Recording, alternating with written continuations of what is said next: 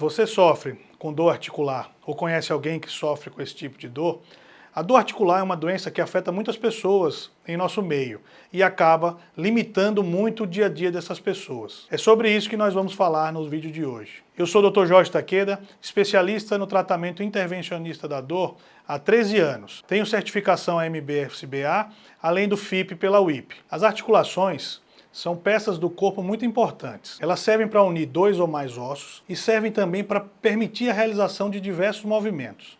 Eu costumo brincar que as articulações são nossas dobradiças e a gente depende muito delas, tanto para manter o esqueleto de forma ereta, né, e a gente conseguir se movimentar, a gente conseguir realizar movimentos até complexos, como por exemplo a articulação do ombro, né, que permite rotação interna, rotação externa, elevação, né, colocar o membro para a parte da posterior e etc. Então, quando eu tenho a necessidade de me movimentar, a necessidade de realizar certos movimentos, eu vou depender muito das articulações, né? Então as articulações são peças fundamentais e a gente tem que cuidar muito bem delas. Com o passar do tempo, há uma tendência natural de que elas sofram o seu desgaste. Porém, má postura, sobrecarga, esportes com impacto, né? Atividades que você faça com impacto errado, sem prevenção, vão acelerar esse desgaste. E aí a gente pode ter diversas patologias oriundas das articulações, como por exemplo a bursite, como por exemplo o desgaste, né, da membrana ou do menisco, o início precoce da osteoartrite, e a gente vai ter, como consequência desse desgaste, como consequência do avanço, né, da doença na articulação, você vai ter a dor também, né? Um grande sintoma que vem alertar do problema na articulação é a dor. Com a dor eu tenho um limite de movimento. Eu vou piorando o meu dia a dia, eu vou piorando a minha qualidade de vida e vou limitando aquela articulação. Se a gente pegar, por exemplo, as articulações maiores, né, as mais importantes, ombro, joelho, quadril, e eu tiver limitação por dor, por desgaste, isso impacta demais no meu caminhar, no levantar, né, na minha postura do dia a dia. E nos meus afazeres do dia a dia. Não consigo trabalhar direito, não consigo passar um tempo com a família sem estar sentindo dor, procuro logo uma posição que vá aliviar, e normalmente isso é sentado, deitado. Isso vai atrapalhando muito o convívio social também. Quando a gente tem a necessidade de avaliar uma articulação, é importante buscar um profissional experiente na área, buscar um especialista, fazer uma avaliação, um exame físico, né, tentar entender o que está acontecendo, por que surgiu aquela dor de repente, buscar alguns exames de imagem para complementar o diagnóstico e tomar já uma atitude o quanto antes, a fim de prevenir e evitar que essa articulação se desgaste num grau que vai trazer muito prejuízo e até a necessidade de cirurgia, substituição dessa articulação por uma prótese, por exemplo. Falando de dor articular, uma das coisas mais importantes a se fazer quando você recebe o paciente no consultório é dar o seu diagnóstico correto. Um exame físico detalhado, né, daquela articulação, da região onde o paciente reclama da dor, as manobras para poder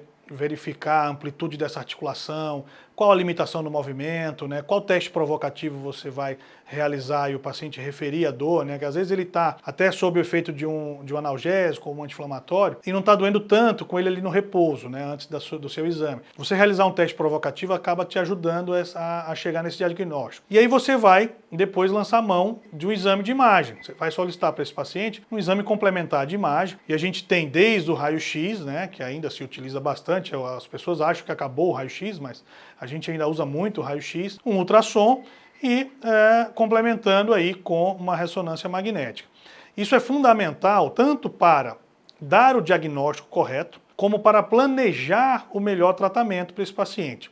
Vai ser a junção da medicação com a fisioterapia, né, com o fortalecimento dessa articulação. Vou trazer já a parte intervencionista, já vou fazer uma punção intraarticular, uma punção para nervo periférico que inerva essa articulação e acelerar a recuperação desse paciente. Então, tudo isso vai ser iniciado com o raciocínio clínico, com um diagnóstico bem feito e com a conclusão com uma melhor indicação, um melhor planejamento do tratamento para esse paciente. E aí eu falo para você, paciente, você está com uma dor articular, está com uma limitação de movimento em algum dos membros, por exemplo, membro superior, cotovelo, ombro, né, na perna aqui, no joelho, no quadril, você tem que procurar logo o especialista, descobrir o que está causando essa alteração na sua articulação, esse desgaste, essa doença, para evitar que isso chegue a um grau avançado e você precisa fazer uma cirurgia.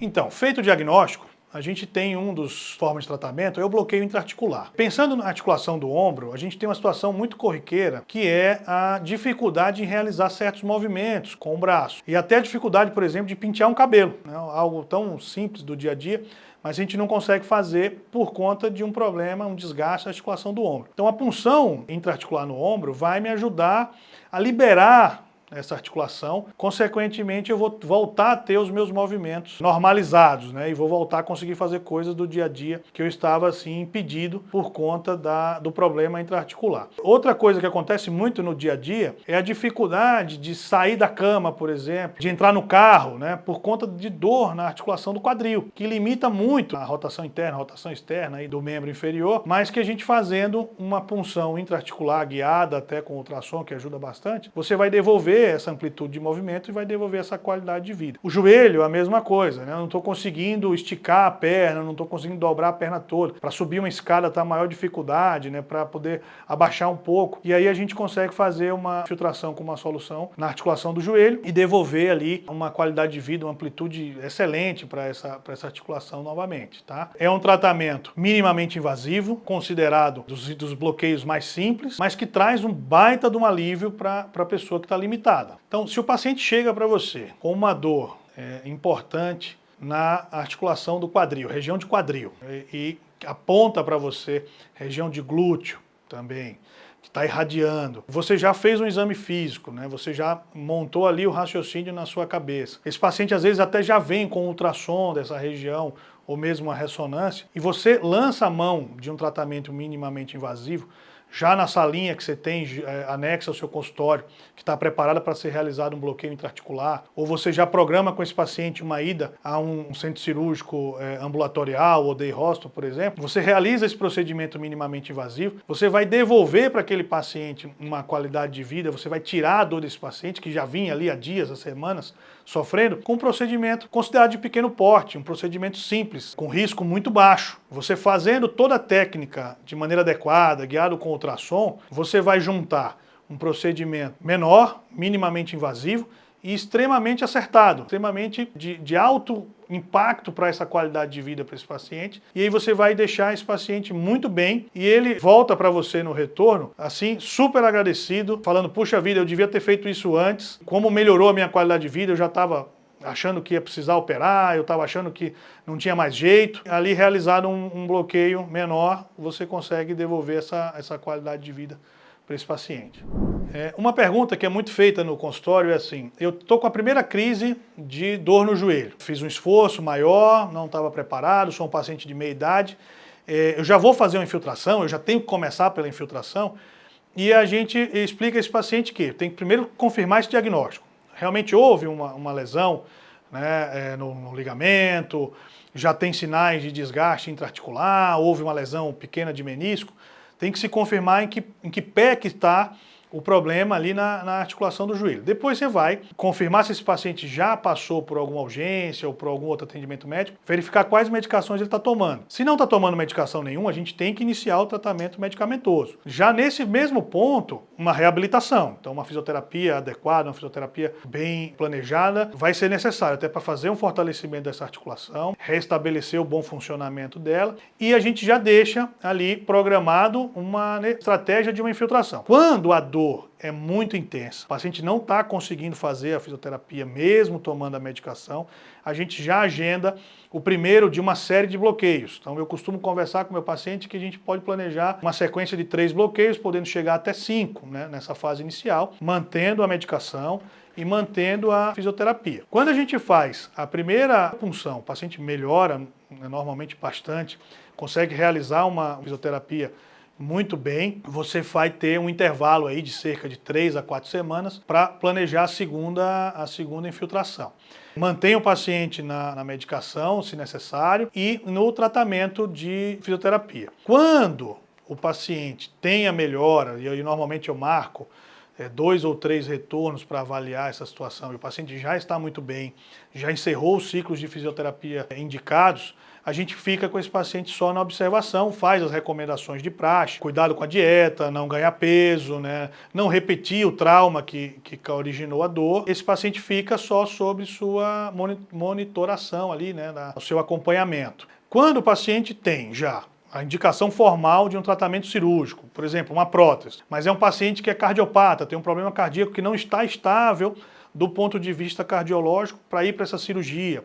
É um paciente que tem um distúrbio vascular importante na perna, né, tem uma indicação para uma prótese de joelho, mas está ali com a parte vascular muito ruim. Vai precisar ser tratado dessa parte inicialmente para depois estar apto a realizar a cirurgia. O paciente pode ser um paciente diabético, por exemplo, e não está conseguindo controlar a glicemia. Como a cirurgia de prótese é uma cirurgia de grande porte, se ele não está estável da glicemia, não está num acompanhamento bem adequado com o endócrino, também não pode fazer a cirurgia. Só que ele vai ficar sentindo dor, você vai deixar ele condenado ali à limitação, ao dia a dia cada vez mais difícil para ele por conta da dor? Não. Você vai lançar a mão do tratamento minimamente invasivo, vai planejar o bloqueio intraarticular, vai fazer o bloqueio dos nervos periféricos que inervam essa articulação e vai dando a ele ali a qualidade de vida até que ele se enquadre, né, no quadro estável da parte clínica para ser indicado a cirurgia. Até lá, ele não fica aí sofrendo com dor. E você vai mesclar para esse paciente o tratamento medicamentoso e o tratamento minimamente invasivo. E aguardar ali esse paciente